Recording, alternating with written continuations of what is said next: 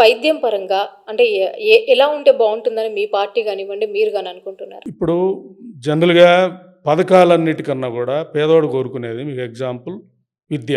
హ్మ్. విద్య పేదోళ్ళకి జనరల్‌గా అందని ద్రాక్షలానే ఉంది. ఒకప్పుడు విద్య వేరు, ఇప్పుడు వేరు. ఎందుకంటే ఒకప్పుడు అందరూ గవర్నమెంట్ కాలేజీల్లో చదివేవాళ్ళు.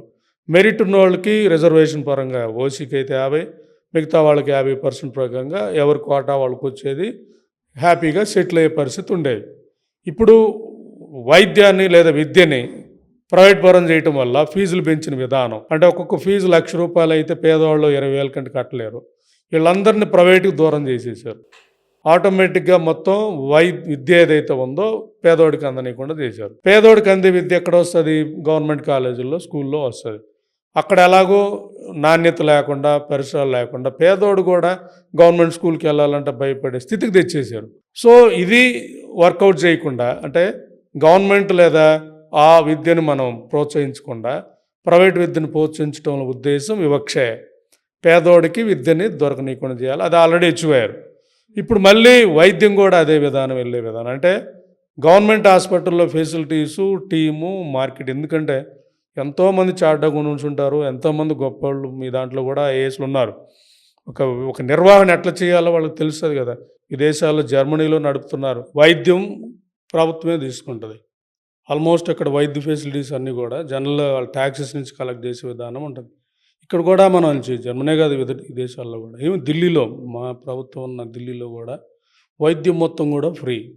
ఢిల్లీలో ఆరోగ్యశ్రీ పథకాలు అవసరం లేదు. ఎందుకంటే కార్పొరేట్ స్థాయిలో హాస్పిటల్ కట్టగలిగాం, చిన్న చిన్న క్లినిక్ సెంటర్లు పెట్టగలిగాము, క్లినిక్స్ ఇవన్నీ కూడా. ఇట్లా వైద్యం అక్కడ చేయగలిగినప్పుడు ఏంటంటే పేదవాడికి భరోసా వస్తుంది. అది ఇక్కడ చేయాలి. ఎందుకంటే రేపు రాబోయే కరోనా లాంటి ఫెసిలిటీస్ ఉన్నా కూడా ఓవర్ ఎ పీరియడ్ ఈ మాఫియా నుంచి పర్టికులర్గా ప్రైవేట్ వైద్యంలో ఉన్న మాఫియా. ఎందుకంటే మీకు ఎగ్జాంపుల్ వాళ్ళకి ఇబ్బంది లేకపోయినా కూడా ఆపరేషన్ చేస్తున్నారు. దానివల్ల ఏమవుతుందంటే వాళ్ళకి ఆపరేషన్ చేయించుకునే కెపాసిటీ అంటే బాడీకి లేదనుకో, ఫీజు వస్తుంది కాబట్టి బాడీకి చేసినప్పుడు ఏజ్డ్ పర్సన్ చచ్చిపోతున్నారు. సో ఇవన్నీ కూడా ఒక మాఫియా వెళ్ళే విధానం. అదే గవర్నమెంట్ దాంట్లో అయితే చేయరు కదా. గవర్నమెంట్ డాక్టరు ఇతనికి ఆపరేషన్ చేస్తే ఉపయోగమా, చేయకపోతే ఉపయోగమా అన్నది ఆలోచిస్తాడు. ప్రాఫిట్ మోటివ్ ఉండకూడదు. ఎప్పుడు కూడా వైద్యం అనేది వ్యాపారం అవ్వకూడదు. వైద్యం వ్యాపారం అవ్వకుండా ఉండాలంటే ప్రభుత్వమే తీసుకోవాలి బాధ్యత. దానికి ప్రభుత్వం ఇప్పుడు 4,000 కోట్లు సంవత్సరానికి పెడుతున్న పరిస్థితుల్లో కొంత టైం ఆరోగ్యశ్రీ పథకాన్ని తగ్గించుకుంటూ వచ్చి ప్రతి నియోజకవర్గంలో ఒక కార్పొరేట్ లెవెల్ హాస్పిటల్ కానీ కట్టగలిగితే దానికి ఒక రిపోర్ట్ రెడీ చేసి 175 నియోజకవర్గాలు ఓవర్ 10 years పెట్టుకుంటే మొత్తం వైద్యం ప్రభుత్వం పరం అయిపోతుంది. పేద మధ్యతరగతి ఉన్నత వర్గాలు అందరూ కూడా గవర్నమెంట్ హాస్పిటల్లోనే వైద్య సదుపాయాలు తీసుకునే పరిస్థితి వచ్చినప్పుడు హ్యాపీగా ఖర్చు తగ్గుతుంది. మిడిల్ క్లాస్ వాళ్ళు సంవత్సరానికి ఒక 50,000 లక్ష తగ్గినా కూడా అది వాళ్ళ ఫర్దర్గా ఉపయోగపడే విధానం వస్తుంది. కాబట్టి మేము కోరుకునేది ప్రైవేట్ వైద్యాన్ని పెంచాలి. అదే మా సిద్ధాంతంలో ఉచిత విద్య, ఉచిత వైద్యం అంటాం. ప్రతి ఒక్కరికి వైద్యం అందాలి అనేది అజెండాతో వెళ్ళాలి. అలా వెళ్ళాలంటే ముందు ఈ గవర్నమెంట్ ఏదైతే మెడికల్ కాలేజెస్ని ప్రభుత్వమే నిర్వహించాలి. ప్రభుత్వమే దాని మీద వెళ్ళాలి. అలాగే ఇప్పుడు ప్రస్తుతం ఉన్న గవర్నమెంట్ తాలూకా ఏదైతే హాస్పిటల్స్ ఉన్నాయో వాటికి నిధులు పెట్టాలి, వాటికి ట్రైన్ చేయాలి, రిక్రూట్ చేయాలి. అవసరమైతే పాలసీస్ మార్చండి, అవసరమైతే పనిచేయని ఎవరైతే ఉన్నారో నియంత్రణలు పెట్టండి, కంట్రోల్ పెట్టండి, ఏమన్నా చేయండి. ప్రజావైద్యం పెరగాలి. ఓవర్ పీరియడ్ ప్రజావైద్యం ఢిల్లీల తరహా రావాలి. ప్రజలని ఈ వైద్యం తాలూకా వ్యాపారం కోణంలో కాకుండా సేవ చేసే కోణంలో భవిష్యత్తుకు అవసరమైన విధంగా ప్రభుత్వం తీసుకున్నప్పుడే ప్రజల నుంచి మద్దతు వచ్చే పరిస్థితి ఉంటుంది. కాబట్టి అలా కాకుండా మీరు ప్రైవేటైజేషన్ అంటున్నారంటే మీరు కార్పొరేట్ల కోసం పనిచేస్తూ ఉన్నారు, కార్పొరేట్ల మెర్సీ కోసమే పనిచేస్తున్నట్లు ఆమ్ ఆద్మీ పార్టీకి భావిస్తూ ఉంది.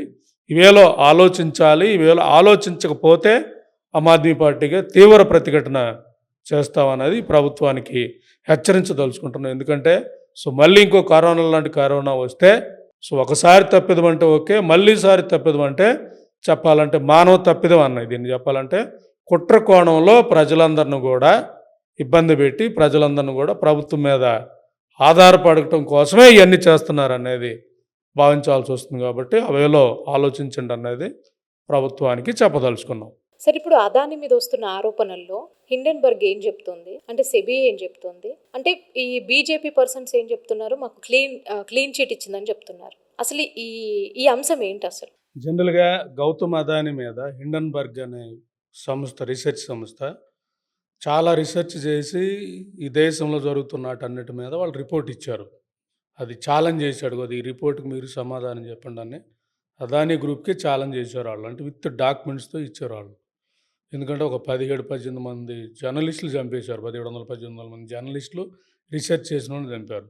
అదాని మీద మాట్లాడిన పేపర్లను దాడి చేశారు. సో చాలా ఇబ్బంది పెట్టిన పరిస్థితి. అది అతను ఆరోపణ చేసిన విధానం. దాంట్లో ఒక ఆరోపణ అతను చేసిన విధానం ఏంటంటే, స్టాక్ మార్కెట్లో అదాని గ్రూప్ కంపెనీలు ఏవైతే ఉన్నాయో, ఇప్పుడు ప్రస్తుతం ట్రెండింగ్ కూడా అది, స్టాక్ మార్కెట్లో ఉన్న షేర్లను పెంచాలన్నప్పుడు పెంచచ్చు చేసే విధానం స్టాక్ మార్కెట్ రిగ్గింగ్ అంటాం. దానికోసం అదాని గ్రూపు మారిషస్ అనే ప్రాంతంలో ఫేక్ కంపెనీలు పెట్టి, అంటే బినామీ కంపెనీలు, ఆ బినామీ కంపెనీల ద్వారా మనీ అదాని కంపెనీలోకి పెట్టించి కావాలన్నప్పుడు షేర్లు పెంచటం, మ్యానిపులేట్ చేసే విధానం, పెంచడం చేసే విధానం చేశారని ఆరోపించాడు. ఎవరు? హిండన్బర్గ్ రిపోర్ట్ ఆరోపించింది. దాని మీద సెబీలో కేసు వేశారు వేరే వాళ్ళు. సెబీలో వేస్తే సెబీ దాన్ని పరిశీలించి చేయాలి. సో వేసిన కేసు విధానం ఏంటంటే, వాళ్ళు పెట్టింది ఈ డబ్బులు వచ్చే మనీ, ఫారిన్ డైరెక్ట్ ఇన్వెస్ట్మెంట్స్ ఏవైతే ఉన్నాయో ఇవన్నీ బయటోళ్ళే కాదు, అదానీ కంపెనీకి సంబంధించిన బినామీలు అని ఈయన కంప్లైంట్ చేశారు చేసిన వాళ్ళు. అలాగే అవన్నీ కూడా అదానీ కంపెనీల నుంచి వచ్చిన డబ్బులు వచ్చినాయి అని దీంట్లో రిపోర్ట్లో కూడా చూపించాలనేది వేశారు. దాని మీద ఇన్వెస్టిగేషను ప్రాసెస్ నడిచే విధానంలో వాళ్ళు సెబీ చెప్పింది ఏంటంటే, ఆ వచ్చిన మనీ ఏదైతే ఉన్నాయో ఆ వచ్చిన మనీ తాలూకా కంపెనీలు అదానీకి సంబంధాన్ని ఎస్టాబ్లిష్ చేయకపోయారని చెప్పారు అంతే. అంటే అక్కడ ఈ రెండింటి మధ్య సంబంధాన్ని ప్రూవ్ చేయలేకపోయారు, లా ప్రకారం ఫిట్ అవ్వలేదు అనేది కొట్టేసింది.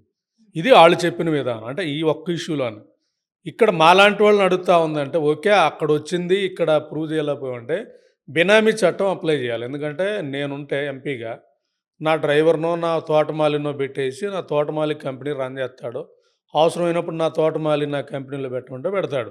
ఇప్పుడు నాకు నా తోటమాలికి సంబంధం బ్లడ్ రిలేషన్ ఏముండదు కదా. బట్ ఎస్టాబ్లిష్ చేయాలంటే బినామీ చట్టం ఏదో పెట్టి ఇన్వెస్టిగేషన్ చేస్తే తప్ప మా తోటమాలి నా మనిషి అనేది నాకు తెలుస్తుంది. సో అది చేయాలంటున్నా. అది చేయలేదు కాబట్టి తోటమాలికి నాకు సంబంధం లేదంటే వదిలేదు. అలాగే అదానికి సంబంధించిన బినామీ కంపెనీలు ఏవైతే ఉన్నాయో అవి అదానీ గ్రూప్లో పెట్టిందంటే ఇన్వెస్టిగేట్ చేసి ఆ పెట్టిన వ్యక్తులు ఆ తాలూకా ఇన్ఫర్మేషన్ అంతా కనెక్ట్ చేసి చేశారా లేదనేది మేము అడుగుతున్న ప్రశ్నే. బట్ ఇక్కడ బీజేపీ వాళ్ళు మళ్ళీ కూడా జనాలను మోసం చేసే విధానం ఏంటంటే, చూసారా సెబీ క్లీన్ చిట్ ఇచ్చింది అదానికి అని. సో ఈ ఒక్క టాపిక్ మీద మాట్లాడి జనాల్ని మభ్యపెట్టే విధానం మేము అడుగుతూ ఉంది. హిండన్బర్గ్లో మోర్ దాన్ థౌజండ్స్ ఆరోపణలు చేశాడు, ఆధారాలతో కూడా ఇచ్చాడు. దాంట్లో ఒక్క అంశం తాలూకా సాక్ష్యాలని సేకరించలేకపోయారు అనేదే సెబీ చెప్పింది, కానీ అది తప్పని చెప్పలేదు. ఇప్పుడు అదానీ కంపెనీల్లోకి వచ్చిన డబ్బులన్నీ అక్కడి నుంచి వచ్చినాయి అనేది క్లియరు, ఆ ఎవరు ఇచ్చినాయి అనేది క్లియరు, ఆ పెట్టిన కంపెనీలకి స్థాయి లేదనేది కూడా క్లియరు. అంటే ఒక ఆఫీస్ లేకుండా, ఎంప్లాయీ లేకుండా ఒక 1000-2000 కోట్లు పెట్టే విధానం ఏ కంపెనీ ఉండదు కదా. 1000-2000 కోట్లు పెడుతున్నాయి అంటే అది బినామీయే కదా, అంటే హవాలానే కదా, లేదా ఈ మనీ లాండరింగ్ కదా. ఇవన్నీ కూడా డిస్కషన్ రాకుండా మళ్ళీ మభ్యపెట్టే విధానం. సో మేమేమంటామంటే, ఇలాంటి 100 కేసులు ఉన్నాయి. నేను అడిగే ప్రశ్న, రఘువీర్ ఇన్ఫ్రా ప్రాజెక్ట్స్ ప్రైవేట్ లిమిటెడ్ అని ఒకటి ఉంది. ఆ కంపెనీ నుంచి 1500 కోట్లు అదానికి పెట్టారు. అసలు అడ్రస్ లేదు, ఆ కంపెనీలో ఉన్న ఓనర్ ఎవరైతే ఉన్నాడో అతను అదానీలో పనిచేసి సెక్యూరిటీ పర్సన్ అని ఫోటోలతో కూడా పెడితే, ఓ సెక్యూరిటీ పర్సన్ అడ్రస్ లేని వ్యక్తి అదానీ కంపెనీలో 1500 కోట్లు పెట్టగలడా? ఇవి ఈడీ కిందకి రాదా? ఇవన్నీ చర్చించాలి కదా, ఇవన్నీ వర్క్ చేయాలి కదా. అంటే ఇవన్నీ పనిచేసేలా కేంద్ర ప్రభుత్వం ఒత్తిడి చేయాలి కదా. సో ఇవేవి మాట్లాడకుండా వదిలేసి, నేను చాలా నీతివంతుడిని, అమెరికా వ్యక్తి నా మీద ఆరోపణలు చేశాడు, సో ఇది వాళ్ళ మీద కుట్ర, వీళ్ళ మీద కుట్ర, దేశం మీద కుట్ర, ఇవన్నీ జనాలను అదే చెప్తా ఉన్నాను. అంటే ఒక టాపిక్ వచ్చినప్పుడు జనాలను ఎలా మత్తులో ఉంచి, ఎలా విషయం తీసుకెళ్ళి, ఇంకా చెప్పాలంటే మతం ఇవన్నీ వాడేసి మన కార్యక్రమం ఎట్లా చేస్తున్నారు అనేది మనకు అర్థమవుతుంది. ఎందుకంటే నేను దావుద్ ఇబ్రహీం అనే వ్యక్తి ఇదే చేసేవాడు. దావుద్ ఇబ్రహీం పాకిస్తాన్లో ఉండి ఇండియాలో బినామీ కంపెనీల ద్వారా మనీ అటు ఇటు తెచ్చేవాడు. బట్ ఇక్కడ కూడా అదే ఆరోపణలు ఉన్నప్పుడు అదానీని ఎందుకు అరెస్ట్ చేయట్లేదు? అదానీని ఎందుకు విచారించట్లేదు? అదానీ మీద వచ్చిన ఆరోపణలను ఎందుకు ఏజెన్సీలన్నీ తీసుకోవట్లేదు? సో ఇవన్నీ తీసుకున్నప్పుడు అదానీ దేశం తాలూకా మనీ ఫండ్ అంతా వచ్చే విధానంలో దేశ ప్రజాస్వామ్యం ఈరోజు చూస్తూ ఉన్నాం. ఎలక్షన్ కమిషన్ తాలూకా ఓట్ చోరీ అంటే ఓట్లు ఆటోమేటిక్గా యాడ్ చేస్తున్నారు, డిలీట్ చేసే సాఫ్ట్వేర్లు, టెక్నాలజీ హై అండ్ అంత డబ్బు ఎక్కడొచ్చాయి ఈ పార్టీలకి? ఇటు అందరికీ మనీ ఇస్తూ ఉంది అదానీ లాంటి వాళ్ళే కదా. అంటే ఆ కరప్టెడ్ మనీ అంతా ప్రజాస్వామ్యంకి వస్తూ ఉంది. అలాగే ఏజెన్సీలు పని చేయకుండా ఏజెన్సీల్లో ఉన్న నిజాయితీ అధికారులందరినీ కూడా పక్కన పెట్టి పార్టీలకు సంబంధించిన వాళ్ళు తెచ్చే సార్ విధానం. ఇప్పుడు రాహుల్ గాంధీ గారు ఆరోపించినట్టు ఓట్ చోరీ జరిగిందంటారా? సో ఇప్పుడు ఓట్ చోరీ అక్కడ ఆల్రెడీ ప్రూవ్ ఉంది. రాహుల్ గాంధీ కన్నా కూడా అరవింద్ కేజ్రీవాల్ 2000 ఎలక్షన్ ముందు మెన్షన్ చేశాడు ఆయన, ఢిల్లీ ఎలక్షన్ ముందు. సడన్గా ఓట్లు యాడ్ అవుతూ ఉన్నాయి, సడన్గా ఓట్లు డిలీట్ అవుతూ ఉన్నాయి. నేను 2018లో చూశాను, తెలంగాణలో జరిగిన ఎలక్షన్ అప్పుడు కూకట్పల్లి ఏరియాలో ఓట్లు తీసేశారు. అంటే ఇంటి పేర్ల బేస్ మీద ఓట్లు తీసేశారు. అంటే రాహుల్ గాంధీ చెప్తుంది కూడా అదే. ఎక్కడైతే ఓట్ బ్యాంక్ ఉంది, ముస్లిం ఓట్ బ్యాంకో లేదా క్రిస్టియన్ ఓట్ బ్యాంక్, అవి బీజేపీకి రావన్న యాంగిల్ ఆ ఓట్లన్నీ కూడా సిస్టమ్ ఆటోమేటిక్గా డిలీట్ చేసిన విధానం ఒక్కొక్క కాన్స్టిట్యూషన్లో. ఒక ఇంటర్ అడ్రస్ మీద 4000 5000 ఓట్లు వచ్చిన విధానం, ఇవన్నీ ప్రూఫ్లు కదా. ఆల్రెడీ అరవింద్ కేజ్రీవాల్ చెప్పాడు, ఇది చెప్పాడంటే ఒక నియోజకవర్గంలో ఎవరు గెలవాలి ఎవరు గెలవకూడదు అనేది ప్రజలు నిర్ణయించాలి. కానీ ప్రజలు కాకుండా డబ్బు రాజకీయాలు, డబ్బుకు బ్యాక్ అండ్ ఉండే సాఫ్ట్వేరు, ఇవన్నీ కూడా అదే కదా. అంటే నేను అంటుంది అదానీ లాంటి వ్యక్తుల్ని వదిలేస్తే దేశ ప్రజాస్వామ్యానికి ముప్పే కదా. మరి దాని మీద నిజంగానే ఆరోపణలు కాదనుకోండి, విచారణ చేసి దాని మీద క్లీన్ చిట్ ఇవ్వచ్చు కదా. అంటే అతను ఆరోపణ చేసిన సాక్ష్యాలు ఇచ్చాడు, ఆ సాక్ష్యాలన్నీ కూడా చూసి తప్పుడు రిపోర్ట్ ఇచ్చాడని అతని మీద కేసు పెట్టచ్చు కదా.